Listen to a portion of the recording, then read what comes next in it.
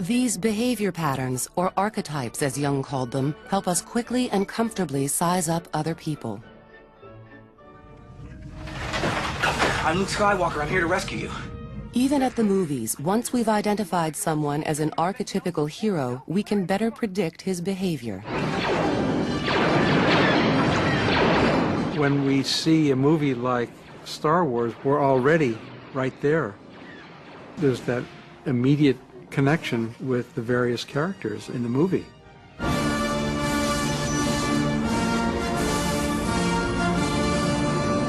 The whole idea of Darth Vader and the whole idea of archetypal evil and Luke Skywalker as the young hero,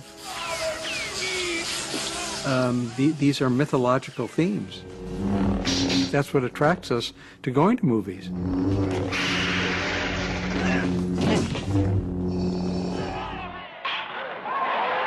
In the real world, many of us unconsciously play out these archetypical roles. The nurturing mother, the good son, the successful business person. But often there is a more complex, unique person inside of us that is struggling to be recognized. Most young people today develop, I think, a pretty mature sense of how to look and act at the right times. And boy, they're quick to recognize somebody who doesn't. Jung stressed that in order to be truly happy, we must stop trying to be who we think we should be or who everyone expects us to be, and figure out who we really are. I think at one time or another, every girl wants to be a cheerleader. And if you're just out for the prestige, if you don't really care, the other kids spot you as a phony right away. For years, Jung himself had played out archetypical roles. He had devoted himself to following in Freud's footsteps, all the while suppressing the inner voice that was telling him to go his own way.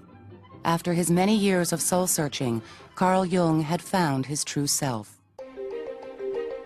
Promoting individuality became a cornerstone of Jung's work, and with the end of World War I, a new and more open society emerged that was ready to embrace Jung's ideas.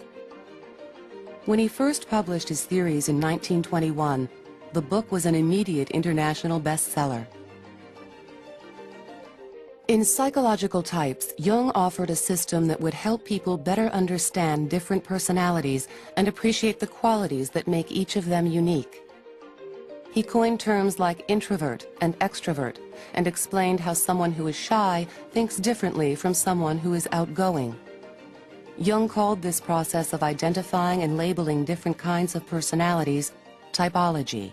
Typology helps an awful lot of explaining the difference in functioning, and that it's okay to be different, it's okay to function differently. For the public, finding out what personality type they were became the rage. And back in Zurich, Jung's workload exploded. At the age of 47, Carl Jung had become internationally famous, and patients from around the world were making appointments up to a year in advance with Jung. He had more patients than he could handle. Everybody wanted something from him. Artists and poets and writers of all sorts were attracted to him, and if they had creative blocks or they had issues with alcoholism or depression or lack of meaning, they would come to him. But Jung's popularity didn't come without its share of negative attention. In the 1930s, the world began marching to war once again. In a divided Europe, some of Jung's theories would become increasingly controversial. He wrote about the differences between Aryan psychology, Jewish psychology, and Chinese psychology. This was taken as Jung being anti-Semitic, but Jung said, well, look, any sensible person will see that there are differences in psychology between Jews, Aryans, and Chinese. Jung felt that if everyone could learn to understand each other's differences, there would be less conflict in the world. But ironically, Jung's theories were adopted by the Nazis, who twisted them to suit their own agenda. Jung sparked controversy in 1933 when he agreed to take over as head of an international society for psychotherapy. At the time, most of the group's members worked in Germany and were facing Nazi domination. Jung wrote that he wanted to help his German colleagues keep their relatively new profession alive, despite this oppression. But some viewed Jung's efforts as collaboration. At the time, Germany was the predominant country in Europe before World War II. Everything science, philosophy. So Jung felt it was very important to maintain psychotherapy in Germany if at all possible. So he worked with the Nazis from 1933 to 1940, and people have not forgiven him for doing that. Over the years, Jung vehemently denied being an anti-Semite and supporting the Nazis, but controversy remains. Toward the end of his life, Jung turned away from treating individual patients, traveling, and lecturing. A true introvert at heart, he spent increasing amounts of time at home on Lake Zurich, surrounded by his family. When his supporters began urging Jung to start an institute that would teach and spread his theories, Jung only reluctantly agreed. He had an allergy against following. He didn't want you to follow a guru. He didn't even want you to follow, Christ. He didn't want to follow. He wanted you to become an individual. So he didn't want people to follow him. But he realized people wanted to learn and study, his ideas and his thoughts, and he had no choice. Eventually, societies bearing Jung's name sprang up from San Francisco and Kiev to Singapore and Argentina. Jung himself spent his final years writing and enjoying a simple life. He died at his home in 1961. He was 85 years old. Despite his wishes, a definite cult of personality developed around Carl Jung after his death.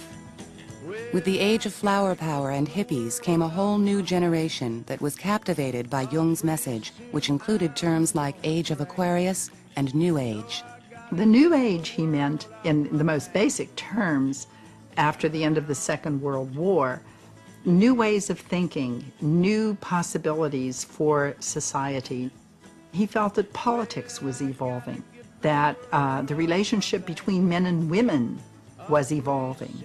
He had a sense that everything was going to change and change profoundly.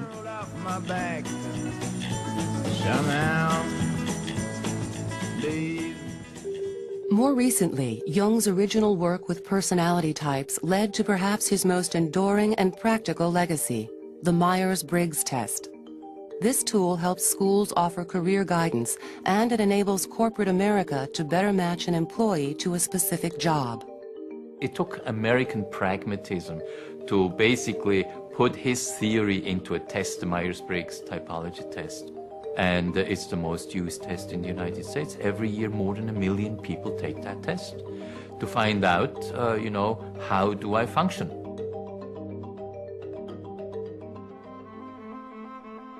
Carl Jung was ahead of his time in many ways. Today, decades after his death, his once revolutionary theories are now part of the fabric of our culture. Jung has maintained and increased his popularity because he speaks to the kinds of issues in terms of meaning, in terms of spirituality that people are looking for. We are a society that values the individual more readily than ever before. And terms like introvert and extrovert are a part of everyone's vocabulary. In this way, Carl Jung himself has become part of our collective unconscious.